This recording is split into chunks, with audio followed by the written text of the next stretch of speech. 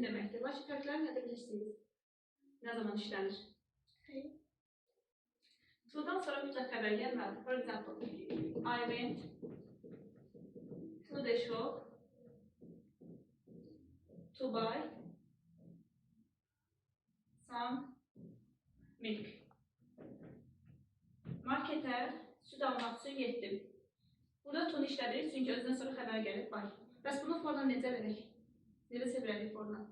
Fordan sonra ama ya ing-li feil gəlməlidir, verb üstəgəl ing, ya da isim gəlməlidir, noun.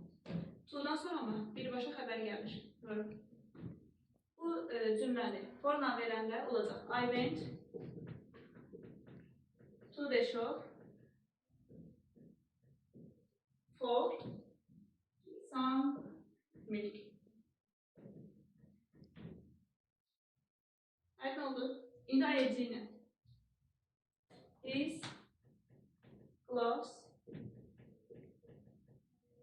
are used for protecting our hands. Bu əlcəklər bizim əllərimizi qorumaq üçün istifadə olunur. Protecting, ing var deyə burada for istifadə olunur. Is it clear? Ele bilsin. That's all.